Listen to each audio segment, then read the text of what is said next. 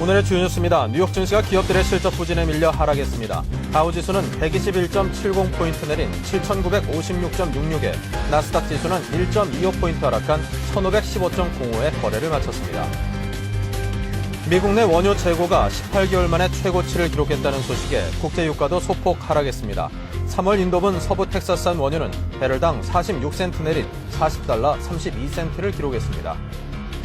마땅한 투자처를 찾지 못해 시중에 떠돌고 있는 단기 부동자금이 500조 원에 이르는 것으로 알려졌습니다.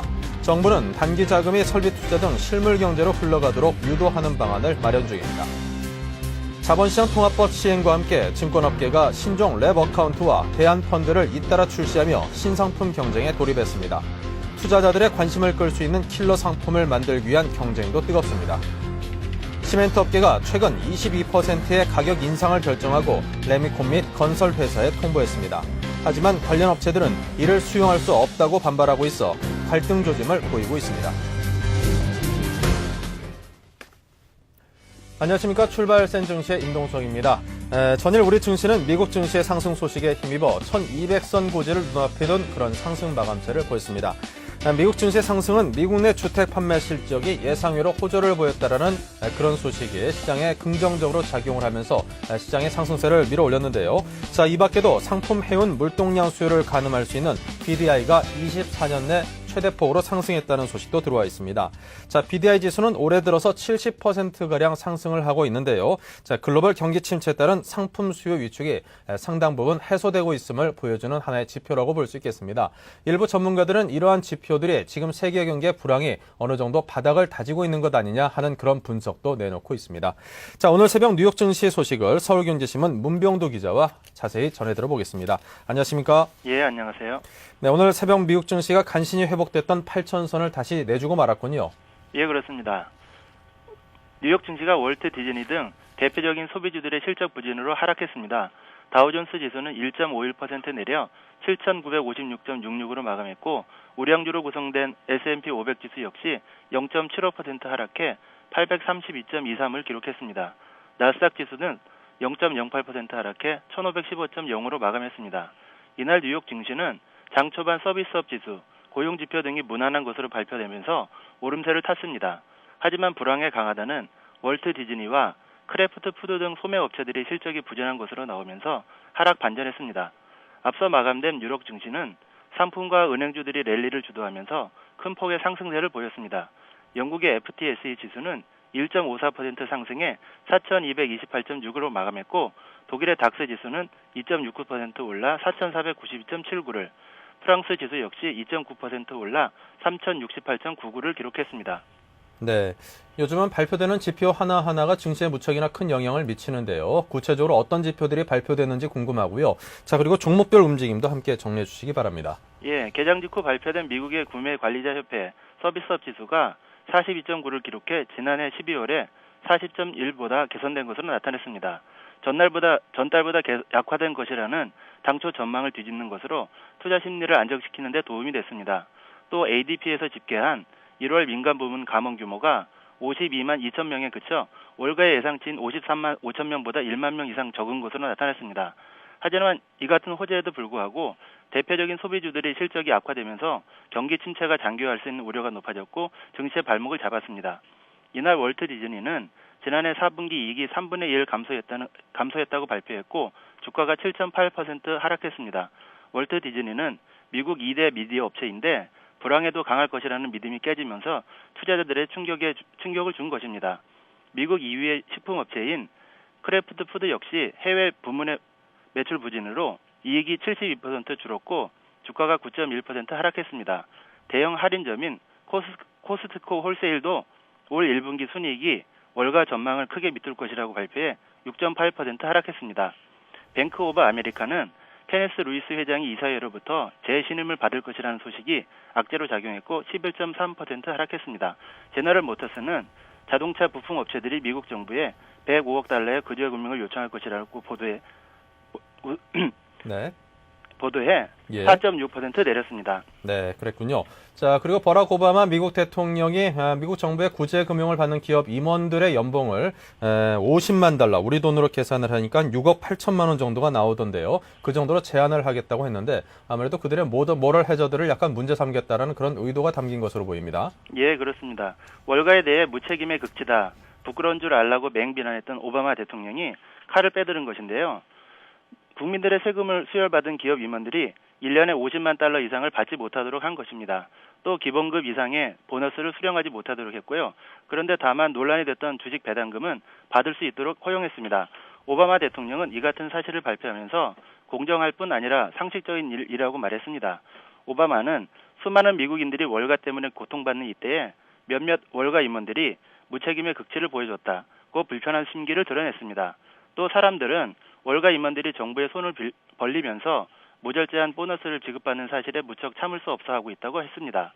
오바마 대통령이 이처럼 붕괴한 것은 경기 침체의 원인을 제공한 월가 금융기관들이 정부로부터 수천억 달러를 지원받으면서도 반성하기는커녕 지난해 200억 달러에 가까운 보너스 잔치를 벌였기 때문입니다. 최근의 일이었죠. 웰스파고 은행이 관행이라며 초호화 파티를 준비했다가 여론의 질타를 받은 적이 있습니다. 한편 이날 오바마 대통령은 경기 부양 법안이 빨리 통과되지 않으면 미국의 경제 위기가 재앙으로 바뀔 것이라고 의회에 조속한 경기 부양 법안 승인을 다시 한번 촉구했습니다. 로렌스 서머스 국가경제위원회 위원장 역시 디플레이션은 미국 경제가 직면한 실제 리스크라며 의회에 조속한 승인을 촉구했습니다. 네. 자, 그리고 국제유가가 하락세를 이어갔다는 소식도 들려와 있고요. 환율의 움직임도 함께 정리해 주시기 바랍니다. 국제유가가 미국의 원유 재고량이 18개월 만에 최고 수준을 기록했다는 소식에 하락했습니다. 뉴욕 상업거래소에서 거래된 3월 인도분 서부 텍사스산 원유는 배럴당 46센트, 1.1% 내려 40.32달러로 거래를 마쳤습니다. 이날 유가는 장중 41.92달러까지 올랐다가 39.74달러까지 떨어지는 등 극심한 변동성을 보였습니다.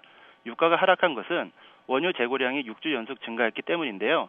이날 미국 에너지부는 지난주 원유 재고가 전주보다 720만 배럴 증가해 3억 4,610만 배럴을 기록했다고 밝혔습니다.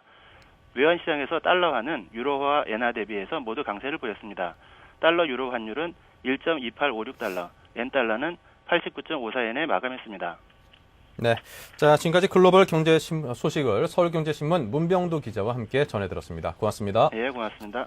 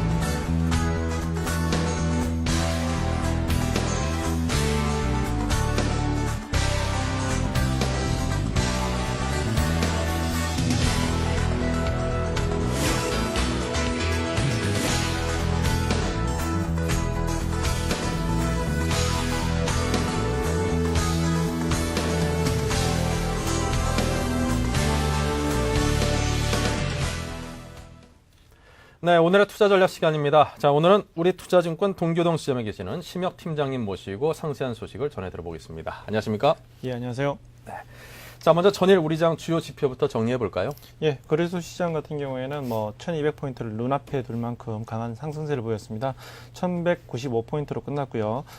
거래량은 한 4억 5천만 주로 최근 들어서 좀 거래량이 많이 늘어나는 모습 보였습니다. 네. 우선적으로는 외국인들의 순매수 부분, 2,200억 정도의 순매수 부분과 기관의 이제 프로그램 매수 3,300억 정도 들으면서 기관 전체적으로는 3,995억 정도 순매수를 보였고요. 이에 반해서 이제 개인들 같은 경우에는 6,200억 정도 순매도를 보였습니다. 코스닥 시장 같은 경우에도 기관 매수세에 힘입어서 6.6포인트 정도 상승을 보여서 1.77% 올랐고요. 거래량은 거의 7억 주에 가까운 가까운 흐름을 보였습니다. 네, 이 거래량이 상당히 많았었는데요. 자, 그렇다면 전일 우리장 특별한 어떤 시황들 또 움직임들이 있었다면 어떤 것들이 있었는지 정리를 부탁드리겠습니다. 예, 전일 같은 경우에는 일단 미국 증시 상승 소식에서 일단 시가 보니까 강하게 시작을 했었고요. 네. 또 중요한 부분은 어제 입춘이긴 했습니다만은 입춘 대길에 또 마찬가지로 또 자통법도 실시되는 금융산업의 큰 그 행보가 아니었나라는 생각이 네. 듭니다. 이 부분에서 이제 금융주들의 상승을 보였습니다만은 실질적으로 혜택이 될 수 있었던 증권주 같은 경우에는 약보합세로 끝나는 모습을 보였고요. 두 번째는 이제 외국인 기관 동반 순매수 부분을 보였는데 외국인들이 6일 연속 순매수를 보이면서 한 1조 2천억 정도 순매수를 보였던 것 자체가 전체적으로 수급 부분에 개선 부분을 만들어냈던 것 같고 그래서 1200선 가까운 상승세를 만들었지 않나 생각이 드는데요. 네. 전체적으로 전기 전자 중심으로 외국인 순매수가 보여졌습니다.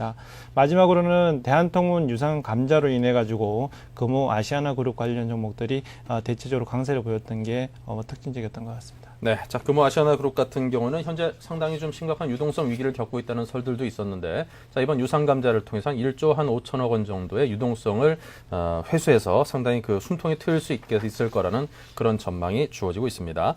자, 외국인의 순매수 기조가 6일째 이어지고 있다고 하셨는데요. 자, 그렇다면 과연 어떤 종목들에 그들이 관심을 기울이고 사들이고 있는지 궁금하고요. 또 외국인과 기관의 매수 종목, 어제 특징적인 움직임을 보인 종목들 함께 정리해 주십시오. 예. 외국인 기관 동반 순매수 종목들을 좀 관심 가져야 되는 시점인 것 같습니다. 그래서 외국인 기관 동반 순매수를 보였던 종목들은 대표적으로 하이닉스가 대표적일 것 같고요. 그다음에 현대오토넷, 현대중공업, 대우조선해양 같은 종목들, 또 제일모직 같은 종목들이 동반 순매수를 보였던 종목이고 외국인 5일간 순매수를 보였던 종목들도 강세를 보였었는데요. 이에 이제 NHN, 하이닉스, 삼성 엔지니어링, 삼성중공업 같은 종목들이었던 것 같습니다. 특징적으로 어제 같은 경우에는 이제 그 주요 메이저급들의 완성차 부분들의 수출 부분이 급감했음에도 불구하고 현대차라든가 기아차 같은 경우에는 북미 시장에서 굉장히 선전을 했었는데요. 이런 종목들이 어제 이제 현대차를 비롯해서 현대모비스, 대우차 판매 같은 완성차 관련 종목들이 상승세를 보였습니다. 현대차 같은 경우에는 전년 대비해 가지고 1월 수출 부분이라든가 미국 시장의 판매량 부분이 한 14% 정도 증가를 해서 24,500대 정도 판매가 됐었고요. 기아차 같은 경우에도 3.5% 정도 상승을 보여서 2,100대 정도, 22,100대 정도 상승세를 보였었는데요. 전체적으로 현대 어슈어런스라는 어떤 프로그램 자체도 어떤 그 판매량을 증가시키는 데 도움이 되지 않았나 하는 생각이 듭니다. 그래서 현대차 같은 경우에 차트를 한번 보신다면은 최근에 그 박스권 흐름이었던 49,000원대 가격대를 훌쩍 넘어서서 5만 원대에 안착하는 모습 보이는 흐름들을 보여서 전체적으로는 상승 기조를 계속해서 이어가지 않겠느냐 생각이 들고요. 마찬가지 이제 글로비스라든가 현대모비스 같은 종목들도 같이 관심을 가지셔야 되지 않나 생각이 듭니다. 두 번째는 이제 앞서 말씀드렸던 금호아시아나그룹 관련 종목입니다. 대한통운이 유상 감자로 인해서 재무적 리스크가 해소가 되었었는데요. 이 부분은 실질적으로 현금 유입이 한 1조 한 5천억 정도 유입되는 효과를 만들어낼 수 있을 것 같은데 유상 감자 비율 한 43%, 전체적인 금액은 한 2조 2천억 정도 될 것 같습니다. 이에 대우건설 같은 종목들은 굉장히 상승세를 보였었는데요. 종가물이 조금 밀리는 모습을 보였습니다만은 전체적으로 박스권 흐름을 돌파를 하면서 대우건설, 금호산업 같은 종목들이 굉장히 큰 상승세를 만들어냈지 않나 생각이 들고요. 마지막으로는 그 줄기세포 관련 종목들, 바이오 관련 종목들이 상승세를 보여왔었는데요. 이 부분이 이제 정부의 줄기세포 연구 허용을 검토를 한다는 얘기 때문에 디오스텍이라든가 그다음 마크로젠 같은 종목들이 굉장히 큰 폭의 가격 제한폭까지 상승하는 모습 보였습니다. 네. 자, 그렇다면 이제 특징적인 움직임들, 전일장의 움직임들을 정리를 해봤고요. 자, 오늘 장으로 이야기를 옮겨가겠습니다. 오늘 장의 전개 방향 어떻게 예측하십니까? 우선적으로는 이제 1200선이 바로 코앞에 왔습니다. 5% 정도 오르면 되는데 이 부분이 이제 1200선을 일단은 최근 들어서 10월달 급락 이후부터 해가지고 한 6차례 시도하는 또 강한 저항 구간, 심리적인 저항 구간이라고 볼 수 있을 것 같은데 결국은 1200선을 넘어서게 되면은 차익 실현 욕구가 굉장히 강하게 만들어질 가능성이 있습니다. 그래서 차트를 한번 보신다면은 최근 들어서 1200선 자체는 기존의 1200선 자리는 결국은 구름대에서 쌓여 있어서 전체적인 저항 구간을 많이 만들어내는 흐름이었습니다만은 지금의 이제 1200선 구간에서는 일정 부분 물량을 소화하는 과정에서 다시 반등이 나타나고 있고, 이런 부분에서도 주봉상의 흐름을 보시더라도 계속해서 하락 국면 속에 어떤 전환선 구간을 돌파해서 그 구간에 잘 지지가 되고 있는 부분에서 주간적인 상승을 보여왔습니다. 그래서 1200선 구간을 긍정적으로 돌파하지 않겠느냐 볼 수 있을 것 같은데, 하지만은 전체적인 거래량의 증가 부분이 할 것 같다라는 생각이 먼저 들고요. 두 번째는 이제 최근 상승세를 만들어냈던 게 이제 외국인들 매수라고 볼 수 있을 것 같은데, 외국인 매수 부분이 시가총액 상위 종목분들 중심으로 연속성이 이루어질 수 있는지 여부가 굉장히 중요할 것 같습니다. 글로벌 앵고 현상 자체가 우리나라 이제 수출 관련 종목들, 글로벌 기업들 중심으로 외국인들 순매수 부분들이 이루어지고 있는데요. 이런 부분들이 이제 연속성을 가질 수 있는지 여부가 오늘 시장 장세의 포커스라고 볼 수 있을 것 같고, 세 번째는 이제 프로그램 매수 부분입니다. 베이시스 흐름에 따라서 이제 프로그램 매매 동향을 예의주시하셔야 될 것 같은데요.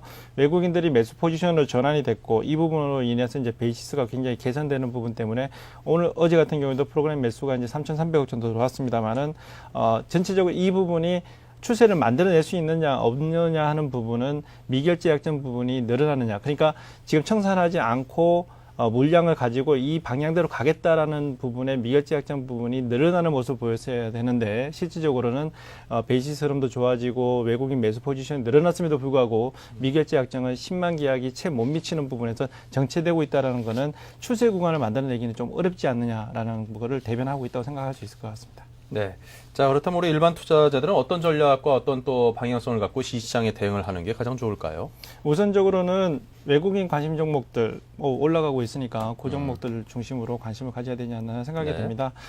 최근 들어서 이제 미국 시장하고 우리나라 시장이 디커플링이 이루어지고 있는 부분들은 결국은 외국인들의 순매수 전환, 뭐 일본계 자금이 들어왔다, 유럽계 자금들이 들어왔다, 이런 식으로 해서 외국인들이 관심 갖는 종목에 관심을 가지셔야 될 것 같은데요. 최근 들어서 1월달 외국인 순매수를 보여왔던 부분에 있어서 코스피 지수하고 상관계수를 본다면 한 0.82 정도로 굉장히 상관계수가 높다고 볼 수 있을 것 같습니다. 이에 반해서 기관 같은 경우에는 한 0.66밖에 안 될 만큼 상관계수가 낮은데, 그만큼 외국인들이 장을 주도하고 있다라고 볼 수 있을 것 같고요. 매매 비중도 지난 10월달에 한 8%밖에 안 됐었는데, 지금 현재는 시장에서 비중이 한 15% 가까이 지금 현재 늘어나고 있다는 것 자체가 외국인 관심 종목에 주목하셔야 될 것 같고요.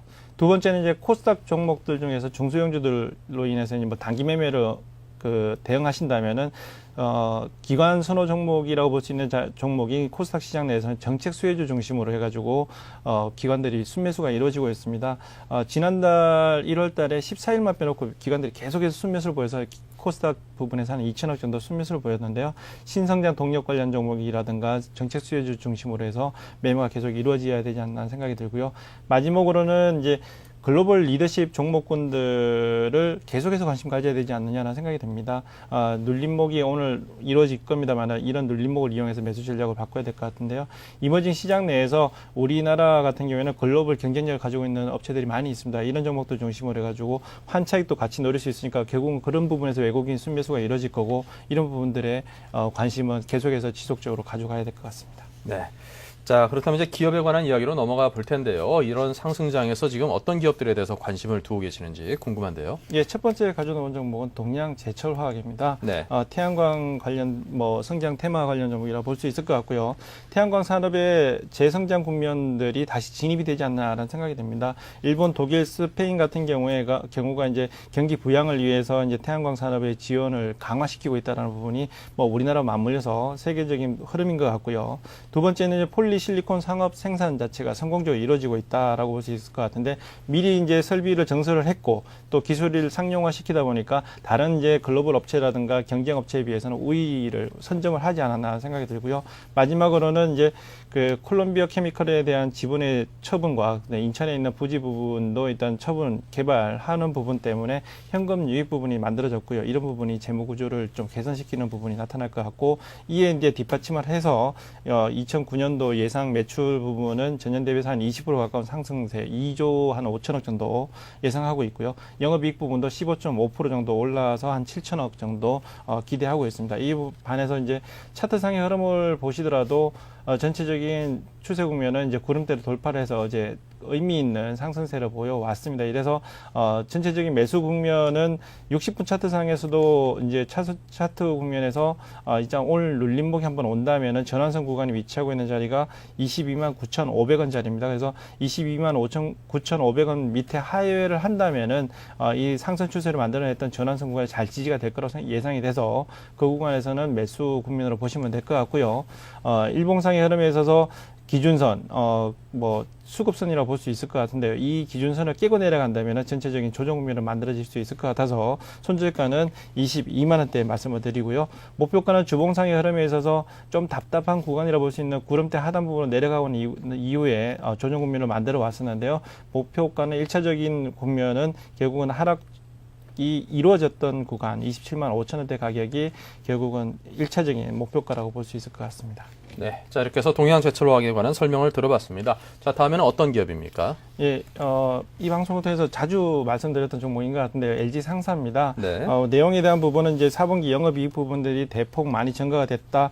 영업이익 부분이 많이 증가가 됐던 부분은 결국은 환율 상승 부분이 아닌가 생각이 들고요. 네. 최근 들어서 이제 그 수출 부분의 그 증가로 인해서 대우 인터내셔널이라든가 현대상사 같은 종목들이 상승세를 만들어 나다 보니까 조용하게 이루어지고 있는 테마 종목군들이 아닌가라는 생각이 듭니다. 그래서 두 번째는 자원 개발 부분입니다. 신규 이익 부분의 실적 모멘텀이 오만의 북하 유전으로부터 해서 만들어질 것 같은데요.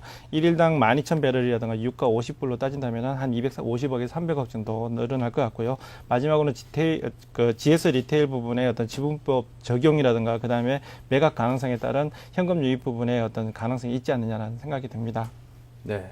자, 그렇다면 이제 LG상사에 관해서 설명을 해주셨는데 가격대도 함께 제시를 해주시기 바랍니다. 예, 매수가는 일단 60분 차트상에 구름대 구간에 잘 지지가 되고 있는 모습이라서 이 구간에 오늘 눌림목이 온다면은 18,000원대 가격이 매수가라고 볼 수 있을 것 같고요. 손절가는 앞서 말씀드렸던 동양제철화학 마찬가지로 기준선 자리, 그 다음에 상승세를 만들어 왔던 강력한 지지 구간으로 볼 수 있는 자리가 기준선 자리인데 16,800원대 가격이 형성하고 있습니다. 그래서 이 구간이 깨지면 좀 어렵다고 볼 때 손절가로 볼 수 있을 것 같고요. 마지막으로는 목표가는 구름대 하단 부분에 깨고 내려왔던 자리가 21,000원대 가격입니다. 2차적인 목표가는 21,000원 제시합니다. 네.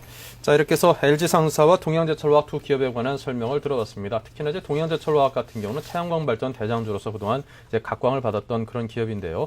아무래도 폴리실리콘 같은 경우 좀 궁극 과잉이다 하는 얘기도 나오고 있지만 항상 그 가장 앞서고 있는 선도 기업의 이득이라든가 그 유리한 점은 이런 어려운 때 더욱더 빛이 날 것 같습니다. 자, 지금까지 우리투자증권 동규동쯤에 계시는 심혁 팀장과 함께 오늘 장에 대한 분석과 전망까지 함께 청해서 들었습니다. 고맙습니다. 감사합니다.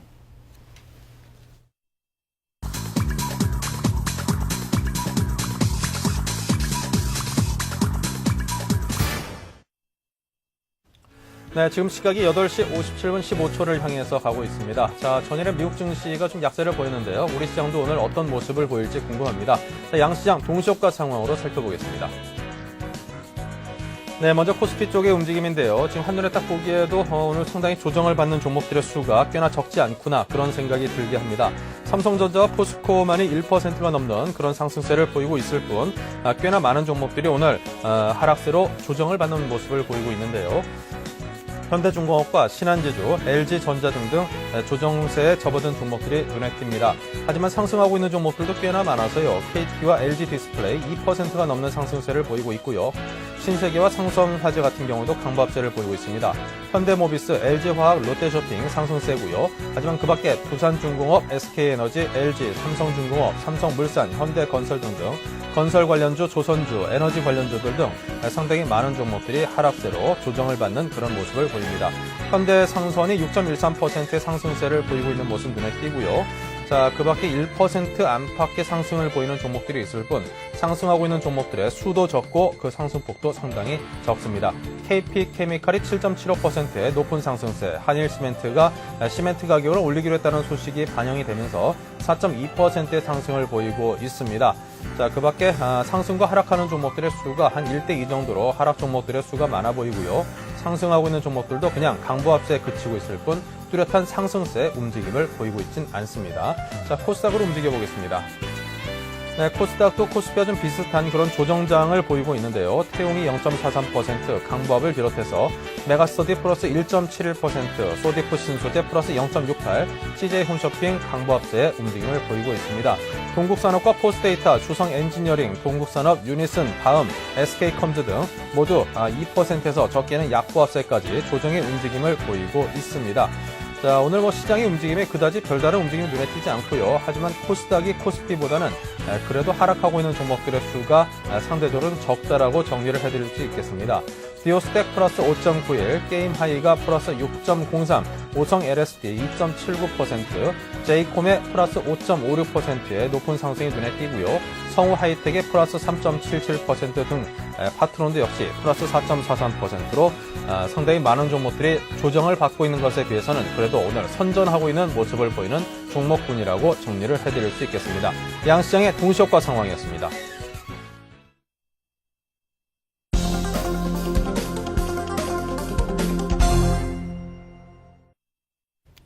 네, 이제 막 장이 개장이 됐습니다. 동시효과 때 살펴본 것처럼 오늘 조정장을 예상을 할 수 있는데요. 개장 시초가를 중심으로 양시장의 흐름 다시 한번 짚어봅니다. 네, 먼저 오늘 금융주들의 움직임이 좀 약합니다. 신한지주가 마이너스 2.63, KB금융이 마이너스 1.68%의 하락을 하고 있습니다. 삼성전자, 포스코만이 강보합세로 체면 치레를 하고 있고요. 한국전력, 현대중공업, KB금융 등등 시가총액 상위 종목군들의 움직임 오늘 약세라고 정리를 해드릴 수 있겠습니다. KT와 LG디스플레이 강보합이고요. LG생명과학, 금호석유, 부강약품, KP케미칼, 한일시멘트 등등 상승을 보이고 있을 뿐 대부분의 종목들이 소폭이나마 하락 조정을 받고 있는 모습입니다. 자, 코스닥으로 가봅니다. 네, 코스닥도 분위기가 비슷하죠. 게임 하이가 플러스 3.45% 상승, 디오스텍이 플러스 3.94, 오리엔탈 전공이 플러스 2.05, 인탑스가 한 2% 정도의 상승을 보이고 있고요. 자, 대부분의 종목들이 현재 약보합 내지는 약세를 보이고 있습니다. 자, 오늘 종목들의 움직임이 좀 조정을 받고 있는 모습, 아무래도 좀 시장의 에너지가 그동안 급상승세를 보인 것에 따른 후유증으로 에너지가 좀 고갈된 것 아닌가 하는 그런 우려를 낳게 합니다. 자, 지금까지 양시장의 개장시 주가를 중심으로 살펴봤습니다. 네, SK증권 투자분석부의 김영준 연구원을 연결해서 자세한 시황을 청해서 들어보겠습니다. 안녕하십니까? 안녕하십니까. 네, 이 시각 출발 시황 정리부터 부탁드리죠. 예, 미 구민권 구제금융의 불확실성과 기업 실적 부진이 지속이 되면서 미 증시가 하루 만에 하락하는 모습을 보였습니다. 구민권 구제안에 대해서 다양한 의견들이 나오고 있는 가운데 아직까지 명확화되지 않은 상황을 보여주었고요. 아메리칸 온라인과 피플즈를 소유한 타임워너가 이제 광고 수입 감소로 분기 손실을 기록하였다는 소식과 함께 대형 할인점인 코스트코의 실적 우려가 또 한번 불거지는 모습이었습니다. 매크로 지표 중에서는 1월 ISM 서비스 지수가 예상치와 전월치를 상회하기도 했지만 증시 반전의 역할을 하지는 못하는 모습이었는데요. 이러한 영향이 국내 증시에도 미치면서 국내 증시도 소폭 하락 출발을 하는 모습입니다. 코스피 지수는 0.65% 하락한 1187.63포인트를 기록을 하고 있고요. 코스닥 지수는 0.08% 상승한 379.15포인트를 기록을 하고 있는 상황인데요. 업종별로는 전반적으로 약보합세를 기록하는 가운데 운수창고 업종이 강세를 보이는 특징을 보이고 있습니다. 네. 자, 오늘 장 아무래도 조정을 받고 있는 그런 모습을 보이고 있습니다. 코스피가 마이너스 0.44포인트 하락한 1190포인트이고요. 코스닥은 0.1%가 상승을 하고 있습니다. 오늘 아무래도 시장의 방향은 하락 쪽으로 잡히는 것 같은데요. 오늘 장에 대한 대응 방안도 함께 말씀을 해주시죠. 예, 다음 주로 이어지면서 미국의 경기 부양안이 구체화될 것이고요. 또한 중국 또한 추가 부양안을 계획하고 있는 상황이어서 정책 기대감이 여전히 높다고 생각이 됩니다. 그러나 문제는 아직까지 실적 발표와 매크로 지표의 충격의 영향권에 있다는 점에서 시장에 좀 여유를 가지고 접근하는 것이 필요하지 않나 이렇게 생각이 되는데요.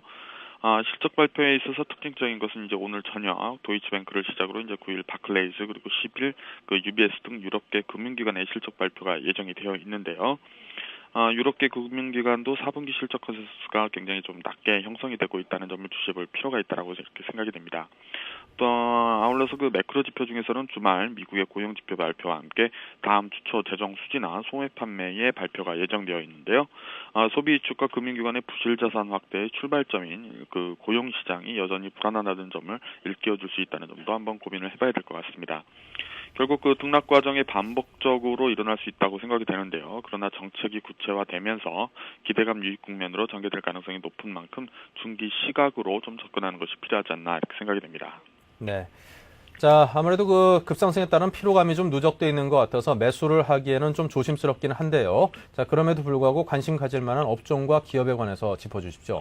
예, 그 최근 그 신용 스프레드가 급격히 하락하는 모습을 보이고 있는 반면에 국내 그 신용 스프레드는 큰 변화를 보이지 않는 모습을 보이고 있습니다. 이는 결국 그 해외 불안이 좀 더 일찍 완화될 수 있다는 점을 보여주는 부분이 아닌가라고 생각이 드는데요.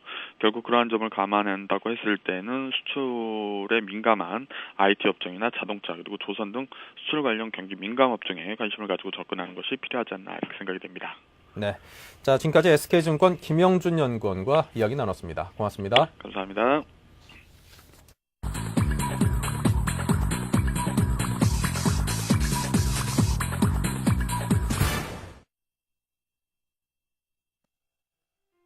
안녕하십니까. 2월 5일 오늘의 서울경제 주요 뉴스 브리핑입니다.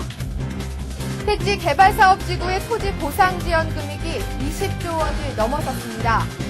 금융위기 여파로 지방자치단체와 대한주택공사가 재원 마련에 어려움을 겪고 있는 상황이라 토지 보상 지원 금액은 더욱 늘어날 전망입니다. 소비를 살려 위기를 극복하겠다는 정부의 전략이 차질을 빚게 됐습니다. 정부는 방송, 통신, 한국, 원자력 등 29개 업종에 제한을 뒀던 외국인 투자를 내년부터 단계적으로 풀기로 했습니다. 외국인 자본을 유치하기 위한 조치인데 앞으로 이들 분야에서도 외국인 투입이 등장할 수 있게 됐습니다. 윤중현 기획재정부 장관 내정자를 중심으로 한 새 경제팀이 강도 높은 기업 구조조정을 추진할 전망입니다. 채권단이 구조조정에 소극적이니 정부가 구조조정을 주도하겠다는 겁니다. 4월부터 진행될 구조조정은 개별 기업이 아닌 산업별 접근 방식이 동원될 것으로 예상됩니다. 경기 불황에도 손보사들의 실적이 크게 개선된 것으로 나타났습니다. 그린 손보를 제외한 9개사의 매출은 전년 동기 대비 11.2% 증가했고 자동차 손해율이 감소하면서 당기순이익도 17% 늘어났습니다.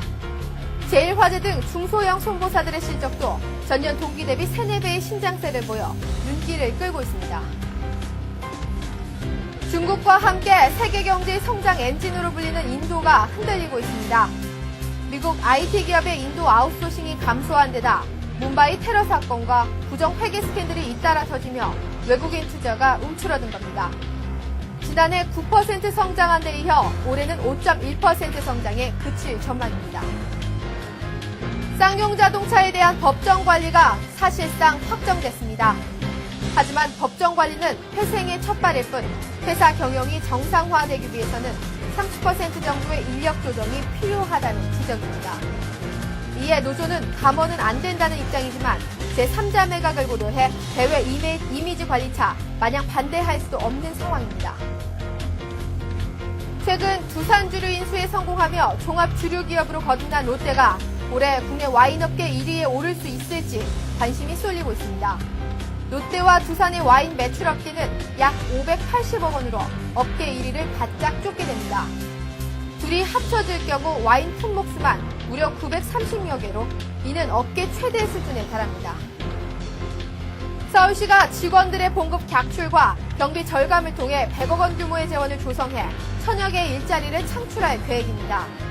일각에서는 반강제적인 봉급 객출이라는 불만도 제기되지만 공직자 솔선수범이라는 고무적인 평가가 많아 다른 공직사회에서도 적지 않은 영향을 미칠 것으로 보입니다. 이상 오늘의 서울경제 주요 뉴스 브리핑이었습니다.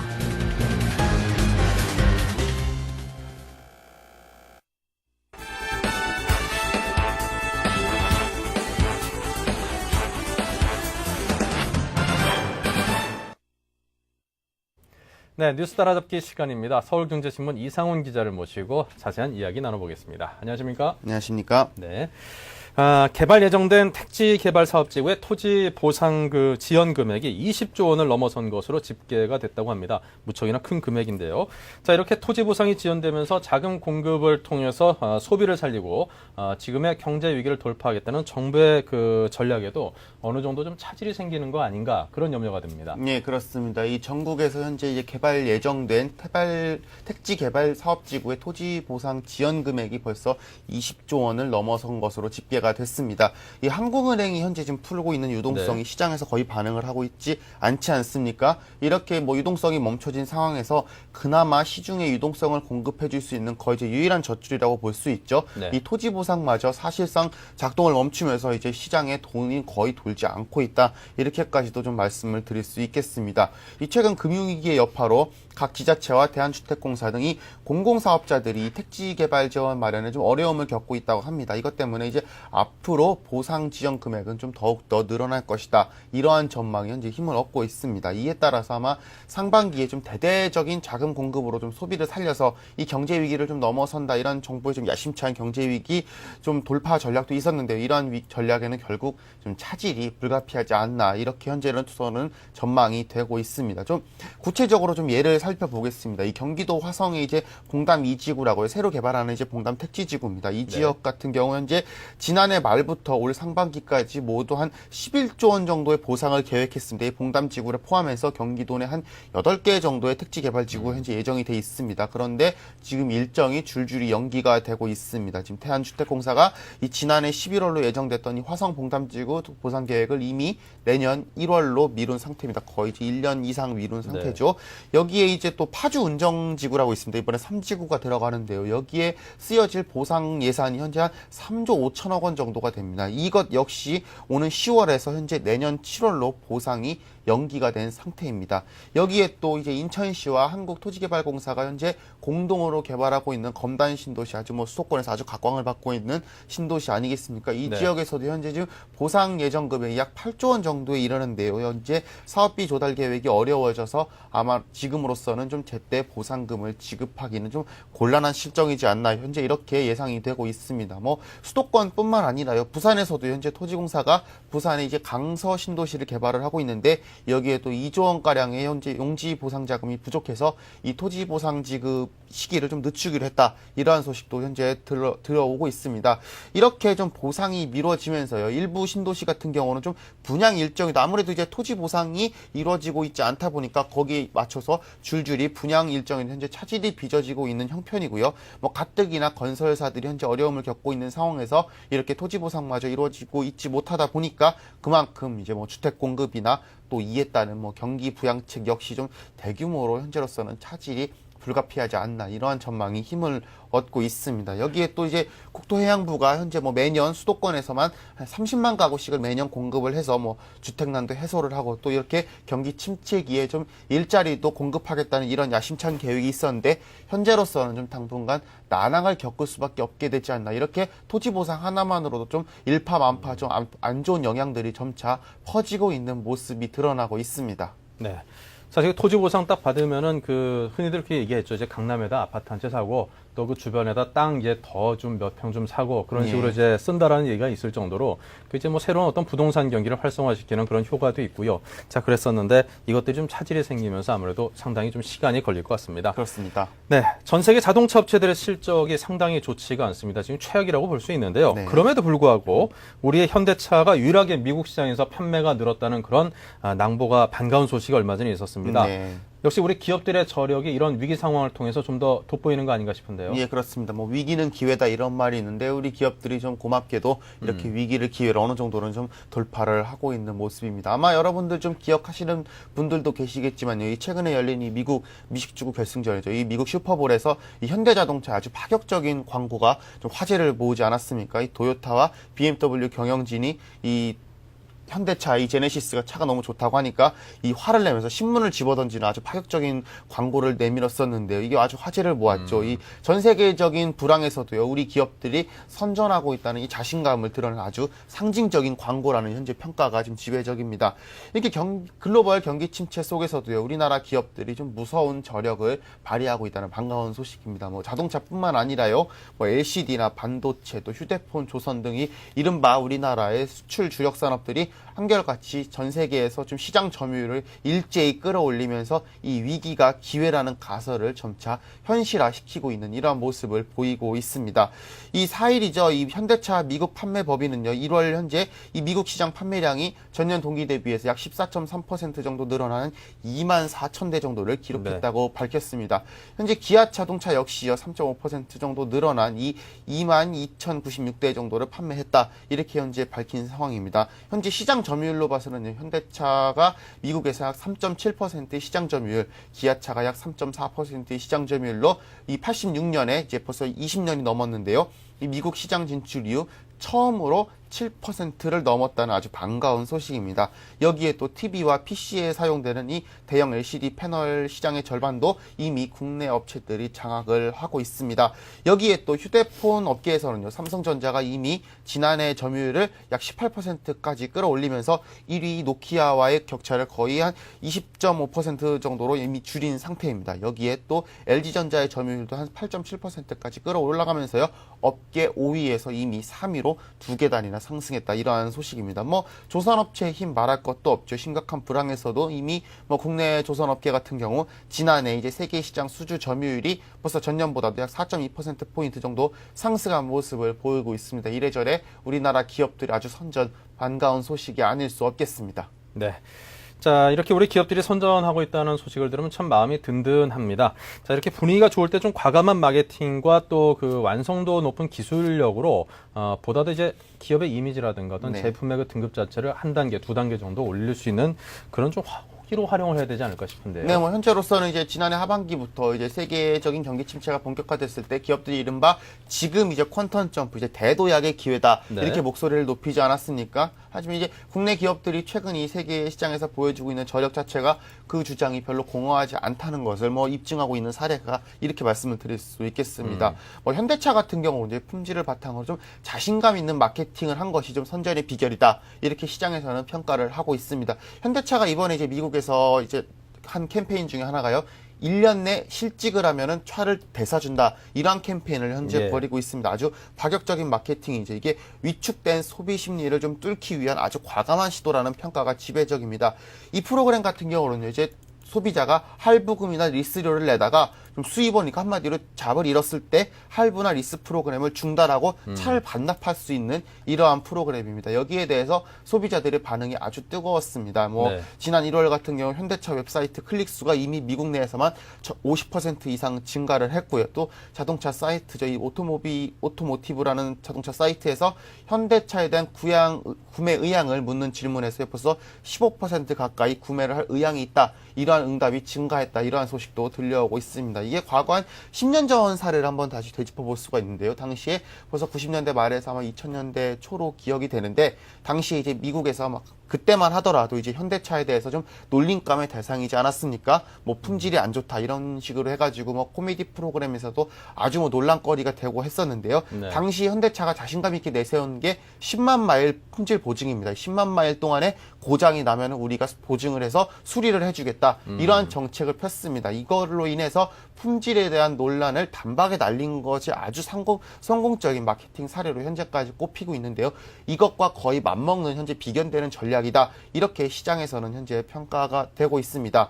뭐 삼성전자와 LG전자의 LCD 경쟁력 같은 경우는 더 말할 것도 없지요. 뭐 마케팅 관리나 이 주력 분야의 품질 관리 등 이렇게 수년간의 노력으로 이루어진 뭐 성과다. 이렇게 말씀을 드릴 수 있겠습니다. 여기에 뭐 휴대폰 같은 경우는 이제 뭐 삼성전자 같은 경우는 이제 선진 시장과 신흥 시장 모두에서 이미 프리미엄급에서부터 보급형 제품까지 좀 다양한 라인업을 바탕으로 공격적인 마케팅을 펼치면서 뭐 글로벌 시장의 점유율을 확대하고 있는 점, 뭐 삼성전자로서는 아주 공격적인 전략이다 이렇게 말씀을 드릴 수 있겠죠. 이 같은 전략들 좀 우리 기업들이 앞으로 계속적으로 펼쳐 나감으로 인해서 좀 세계적으로 우리 시장의 지평을 좀 더 넓혔으면 하는 바람이 있습니다.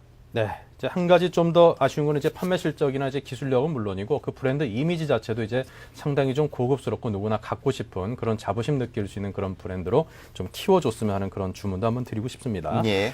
자, 정부가 방송통신 분야에 외국인 투자 제한을 푸는 등 투자의 발목을 잡는 갖가지 규제들을 푼다고 발표를 했는데요. 자, 구체적으로 어떤 내용들이 담겨 있는지요? 네, 뭐 정부는 이번에 이제 50% 미만인이 방송통신 분야의 외국인 투자 제약을 풀어서요. 이 외국인 투자를 유도하기로 했다고 합니다. 이에 따라서 아마도 이제 향후 통신, 방송통신을 말할 것도 없고요. 항공이나 원자력 분야 등 이렇게 외국인들이 좀 투자할 수가 없었던 이런 분야에서 좀 외국인 주인이 실제로 등장을 할 수도 있을 것이다. 이러한 전망이 현재 나오고 있습니다. 좀 표를 보면서 여러분들께 좀 자세히 설명을 드리겠는데요. 이번에 이제 지식경제부에서 좀 규제를 철폐하는 주요한 내용입니다. 일단 외국인의 투자 업종을 좀 제한을 좀 완화를 했다는 소식이고요. 또 석유 판매업 간의 좀 수평 거래를 이번에 허용을 했다. 이러한 소식도 들려오고 있습니다. 여기에 기업 구조조정 전문회사 제도도 역시 개선이 되고요. 또 주유소 등록 기준이 완화가 됩니다. 아마 소비자들이 네. 당장 피부로 느낄 수 있는 분야일 겁니다. 여기에 또 부품 소재 전문 투자조합의 이 등록 기준 역시 좀 완화되고 있다. 이러한 소식도 현재 들려오고 있습니다. 좀 자세하게 말씀을 드리겠습니다. 현재 이제 지사파 방송이나 이 보도 채널 같은 경우 외국인 투자가 전면 제한돼 있지 않습니까? 또 이제 통신이나 항공, 원자력 등 이른바 27개 업종 같은 경우 이 외국인 투자 제한이 50% 미만 내만 허용이 되고 있는 상황입니다. 여기에 이제 정부는 올해부터 이 관계부처 검토와 협의를 거쳐서 좀 내년부터는 단계적으로 이렇게 외국인들에 대한 투자를 좀 개방할 방침이다. 이러한 것으로 현재 알려진 상황입니다. 또 이제 주유소 얘기를 하지 않을 수가 없는데 네. 한 주유소에서 좀 다른 정유사의 제품을 혼합 판매하는 것도 앞으로는 좀 허용을 하겠다. 이러한 방침입니다. 과거에도 이것이 불가능한 거는 분명히 아니었지만은 이게 기존에는 이렇게 좀 다른 정유사의 제품을 혼합 판매를 하려면은 주유소 저장 시설과 주유기를 좀 공급자별로 구분해서 설치하도록 했습니다. 이게 사실상 다른 정유사 제품을 판매한다는 게 거의 불가능에 가까웠던 일이다. 이렇게 말씀을 드릴 수 있겠습니다. 이 지식경제부는요, 과거에는 이 소비자들의 선택권을 보호하고 좀 품질 경쟁을 유도하려던 이 구분 저작 의무화가 오히려 좀 주유소들의 발목을 좀 잡았다. 또 특정 정유사와만의 이 거래하도록 하는 도구로 좀 악용되는 측면이 없지 네. 않았다면서요. 이번에 좀 개정 이유를 이런 식으로 밝혔습니다.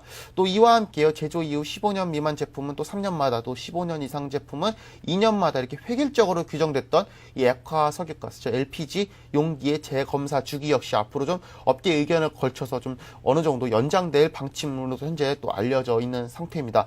이와 함께요, 또 기업 구조조정 전문회사가 5월 달에 이제 사라지는 대신에 이 기업 구조 개선 사모투자 전문회사, 이른바 PEF라고 하죠. 이 제도가 도입을 됩니다. 아마도 관련 부처 간 논의를 통해서요, 이 기업 구조 개선 PEF 같은 경우는 이 출자금의 50% 이상을 이 법령이 정하는 대상 기업에 투자하는 의무를 지대, 대신에 좀 일반 PEF와 좀 동일한 수준의 규제만 받고 또 세제상의 인센티브도 어느 정도 부여를 하도록 한다는 것이 좀 지경부의 계획입니다. 이렇게 좀 규제가 풀리는 것은 분명히 또 기업들이나 또 자본들에게는 반가운 소식이 아닐 수도 없지만, 이렇게 또 규제가 풀림으로 해서 너무 또 규제가 완화됨으로 해서 또 산업에 또 기존에 있는 또 산업 분야에 있어서 또 피해를 끼치거나 또 일반 소비자들에게 또 피해를 끼치는 경우도 또 분명히 나올 수도 있는데요. 이런 부분은 좀 정부에서 확실하게 대책을 세워줬으면 하는 바람도 있습니다. 네. 자, 그리고 어제 미국의 주택 판매가 증가세로 돌아섰다는 소식에 미국 증시는 물론 우리 증시에도 적잖은 호재로 작용을 했습니다.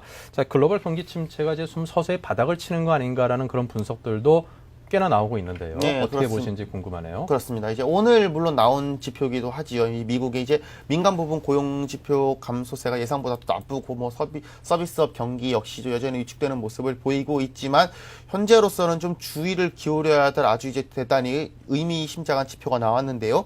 이 미국의 잠정 주택 판매 지표가 4개월 만에 증가세로 돌아서면서 아마도 극도로 침체됐던 이 부동산 시장이 좀 차츰 기지개를 켜는 게 아니냐, 이러한 기대감이 현재로서는 좀 싹트고 있는 모습입니다.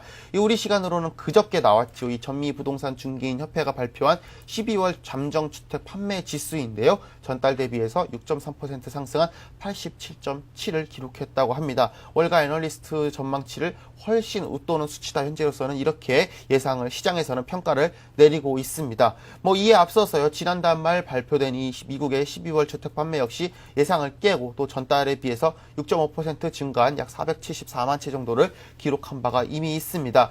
이 미국의 이 전문가들은요, 이렇게 사상 최대 규모의 이 주택 압류 사태로 이걸로 인해서 이제 서브프라임 모기지 사태가 일어났고요. 어떻게 보면 이것이 이제 글로벌 경기 침체의 징조 아니었겠습니까? 이런 뭐 압류 사태로 인해서 이 가격이 급락한 주택들에 대해서 좀 구매자들의 입질이 이제부터는 시작된 것이 아니냐, 이러한 조심스러운 전망을 내비치고 있습니다. 이 실제로요, 이 주택 압류가 아주 극심했던 이 미국 남부 지역과 또 중서부 지역 같은 경우에 주택 매매가 지난달 같은 경우 13%나 증가를 했다고 합니다. 이게 통상 이제 압류 주택들 같은 경우 이 급매물이 소화가 돼야지만 이 정상적인 매물로 매기가 붙는 점을 감안하면은 분명히 이번 지표는 어느 정도 시장에서 긍정적인 시그널로 받아들여도 좋다 하는 게 일반적인 견해입니다. 하지만 또 일각에서는요, 뭐 은행들이 이제 대출 규정을 과거보다 훨씬 또 까다롭게 유지를 하고 있고요. 또 주택 가격 상승이 추가로 하락할 것이라는 기대감도 여전하기 때문에 뭐 회복 국면에 접어든다고 해도 가격 상승은 현재로서는 좀 더딜 것이 아니냐, 이러한 전망도 내비치고 있는 상태입니다. 네. 자, 이렇게 해서 글로벌 경제 소식을 비롯해서 많은 이슈들에 대해서 경제 소식을 정리해서 들어봤습니다. 지금까지 이상훈 기자와 함께했습니다. 고맙습니다. 고맙습니다.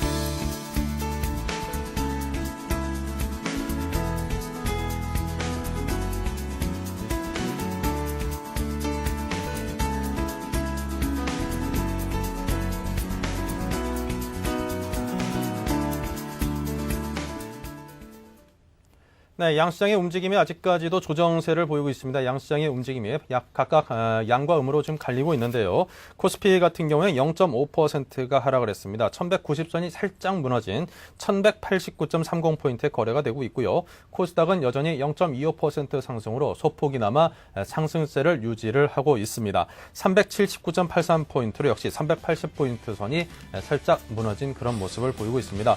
환율도 오늘은 소폭 오르고 있습니다. 9시 19분, 9시 20분 기준으로 4원 50전이 상승한 1382원 90전에 현재 거래가 되고 있습니다. 여러분께 전해드리려고 하는데 환율이 계속 움직여서 헷갈리네요. 자, 오늘 시장이 양방을 움직이면서 조정을 받고 있는데요. 자, 오늘 조정장 어느 정도 소폭으로 마무리하기를 기대를 해보겠습니다. 자, 여러분께 인사드리겠습니다. 고맙습니다.